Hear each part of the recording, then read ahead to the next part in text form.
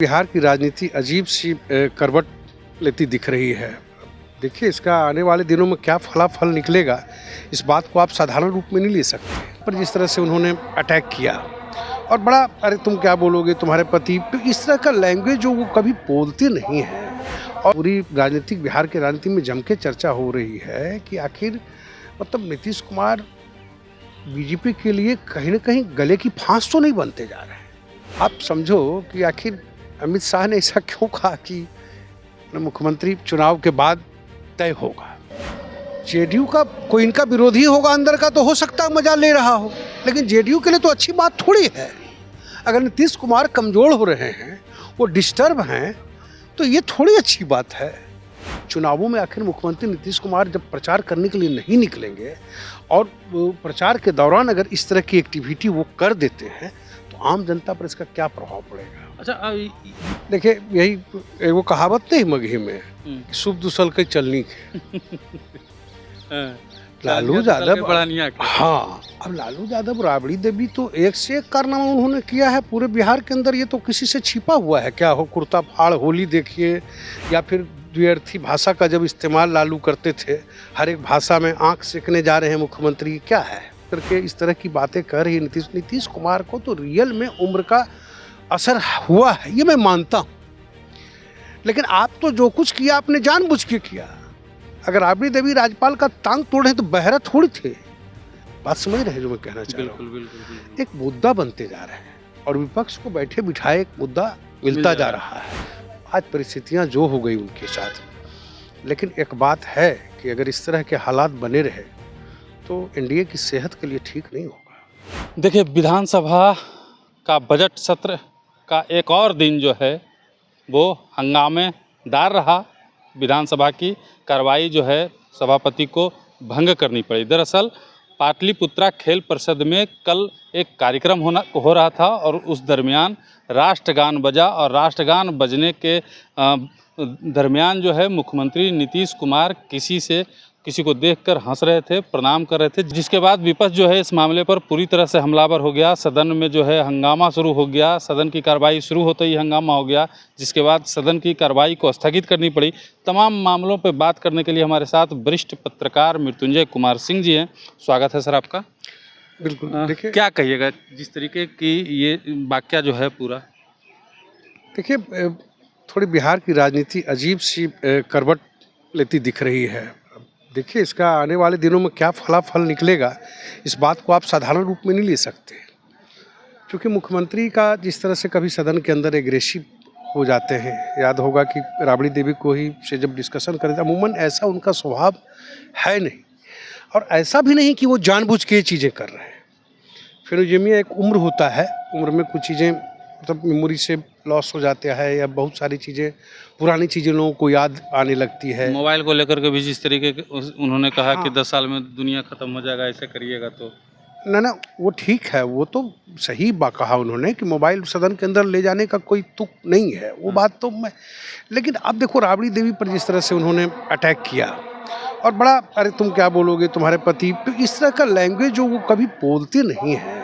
और क्योंकि राबड़ी देवी अगर ये लैंग्वेज इस तरह का इस्तेमाल करती है, तो आपको याद है एक बार उन्होंने कहा था कि राज्यपाल का टांग तोड़ देंगे, तो ये तो उनका मतलब चल जाएगा, लेकिन नीतीश कुमार जब बोलेंगे तो चर्चा होगी। और चर्चा, अब एक बात पूरी राजनीतिक बिहार के राजनीति में जम के चर्चा हो रही है कि आखिर मतलब नीतीश कुमार बीजेपी के लिए कहीं ना कहीं गले की फांस तो नहीं बनते जा रहे हैं।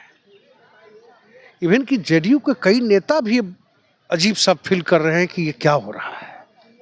आपको याद होगा कि कोई बड़ी सभा में बहुत देर तक नहीं मतलब कि वो रह पा रहे हैं, मतलब कोई सभा आधा घंटा 1 घंटा, मुझे याद है प्रधानमंत्री की सभा में भी जब वो बोल रहे थे, हाल ही में जो भागलपुर में कार्यक्रम था, ठीक है 5-7 मिनट उन्होंने बोला, लेकिन लग रहा था कि कुछ दबे आवाज़ में बोल रहे हैं। जो मुख्यमंत्री का अंदाज, जो मगही के पुट लिए हुए कुछ शब्द हुआ करते थे, वो अंदाजे बयां तो अब नहीं है ना।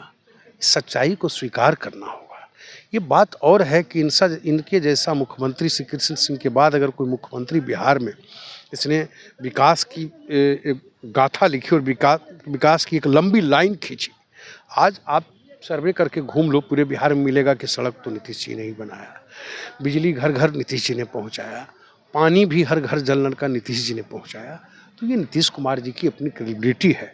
लेकिन आज उम्र के जिस पड़ाव में हैं और जिस तरह की एक्टिविटी देखने को मिल रही है, मुझे लगता है कि वो कहीं ना कहीं जेडीयू को तो अखड़ता ही होगा, जो भारतीय जनता पार्टी है उसको भी भीतर से अखड़ रहा होगा कि आखिर कैसे इसको हैंडल किया जाए।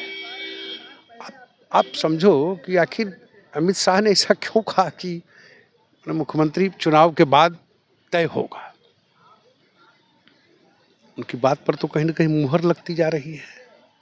जिन परिस्थितियों में भी सीएम हैं मुख्यमंत्री, तो मुझे नहीं लगता कि जिस तरह की मतलब अब उनको हरकत कहूँ, उनके प्रति मेरा इतनी आदरणीय भावना है उनके प्रति, क्योंकि बीमारू राज्य को एक स्ट्रीम लाइन में खड़ा करना।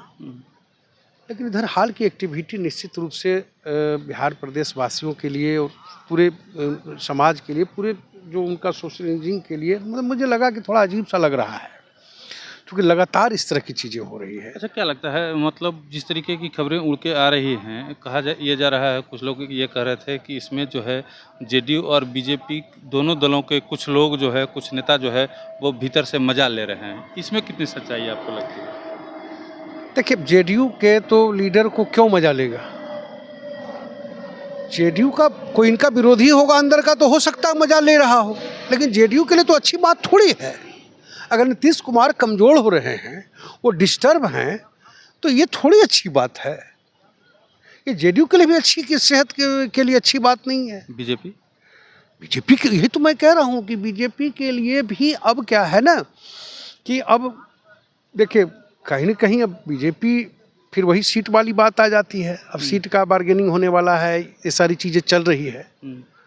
तो बीजेपी अब के लिए हो क्या रहा है ना कि जैसे आम जनता में एक परसेप्शन बन रहा है कि मुख्यमंत्री बूढ़े हो चले हैं, उनका बॉडी लैंग्वेज माने काम नहीं कर रहा है, या उनका मतलब उनकी मेमोरी पावर लॉस हो गया है, या फिर कोई चीज़ से जैसे किसी पुरानी चीज़ को याद करके वो ये हो जाते हैं, अच्छा एग्रेसिव जो हो जा रहे हैं।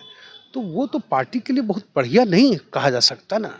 चुनावों में आखिर मुख्यमंत्री नीतीश कुमार जब प्रचार करने के लिए नहीं निकलेंगे और वो प्रचार के दौरान अगर इस तरह की एक्टिविटी वो कर देते हैं, तो आम जनता पर इसका क्या प्रभाव पड़ेगा? अच्छा, दूसरी बात यह है कि सत्ता पक्ष लगातार ये कहती रही है कि विपक्ष के पास कोई मुद्दा नहीं है, इसलिए उलूल जुलूल मुद्दा को लेकर के आते हैं और सदन की कार्रवाई बाधित करते हैं, हो हंगामा करते हैं। इसमें कहीं ना कहीं सच्चाई लग रहा है, चूँकि 2 सितंबर 2012 की एक रिपोर्ट है इंडिया टुडे की, पब्लिक डोमेन में है वो रिपोर्ट, और उसमें साफ साफ ये लिखा गया है कि लालू यादव और राबड़ी देवी ने 26 जनवरी 2002 को राष्ट्रगान का अपमान किया था। जब राष्ट्रगान हो रहा था, झंडा फहर रहा था, तो वो दोनों को कुर्सी पे बैठे हुए नजर आए थे, तस्वीर भी है। तो जो विपक्ष कल ऐसा कर चुका हो, वही विपक्ष आज नीतीश कुमार के ऊपर उंगली उठा रहा है। देखिए, यही एगो कहावत नहीं मगही में, शुभ दुसल के चलनी के। लालू यादव, हाँ, अब लालू यादव राबड़ी देवी तो एक से एक कारनामा उन्होंने किया है पूरे बिहार के अंदर। ये तो किसी से छिपा हुआ है क्या? हो कुर्ता फाड़ होली देखिए, या फिर द्व्यर्थी भाषा का जब इस्तेमाल लालू करते थे, हर एक भाषा में आंख सेकने जा रहे हैं मुख्यमंत्री, क्या है? महिलाओं का अपमान नहीं था क्या? दानापुर कैंट में कार्यक्रम कर देना, हाँ, जबरदस्ती, हाँ, बिना अनुमति के। तो ये सारी चीज़ें हैं कि जैसे लालू यादव एंड कंपनी जो खास करके इस तरह की बातें कर रही है, नीतीश कुमार को तो रियल में उम्र का असर हुआ है, ये मैं मानता हूँ। लेकिन आप तो जो कुछ किया आपने जानबूझ के किया। अगर राबड़ी देवी राज्यपाल का टांग तोड़े तो बहरा थोड़ी थे। नीतीश का साला ललन, ललन का साला नीतीश, कौन बोला था? राबड़ी देवी ऐसे ही बोल दी क्या?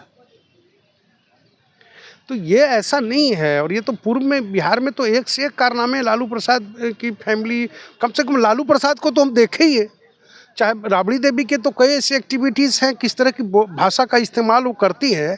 अब किसी का साला ललन आप याद कीजिए, ठीक है वो ख़त्म हो गया मैटर, मान लिए 2 मिनट के, लेकिन उस समय तो खूब चर्चा हुई थी इस बात की। बिल्कुल, मुख्यमंत्री रहते हुए उनकी कई ऐसी एक्टिविटी थी जिसको लोगों ने पचाया। आज नीतीश कुमार अपने उम्र के इस ढलान पर हैं कि इस तरह की एक्टिविटी अगर वो कर रहे हैं, तो उस पे विपक्ष को तो खैर मुद्दा मिलना चाहिए। विपक्ष अब इसी को मुद्दा, देखिए एक बड़ी बात क्या हो रही है ना कि नीतीश कुमार अब एक मुद्दा बनते जा रहे हैं बिहार की राजनीति।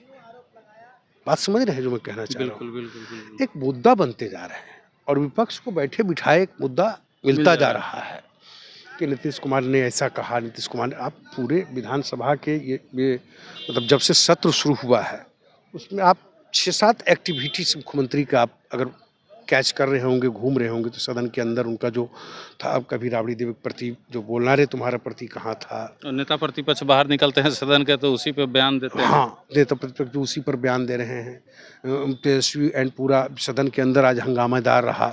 इसका एकमात्र कारण है कि जो कहीं न कहीं चुनाव 20 साल है, सितंबर-अक्टूबर में चुनाव होने हैं, अगस्त में अधिसूचना जारी हो जाएगी, तो समझ लीजिए कि अब तो बहुत ज़्यादा समय बचा नहीं है। राबड़ी देवी ये कह रही हैं कि मुख्यमंत्री नीतीश कुमार को इस्तीफा दे देना चाहिए और उनकी जगह निशांत कुमार को गद्दी पर बैठा देना चाहिए। बताइए, उनके बेटे की चिंता कर रही हैं।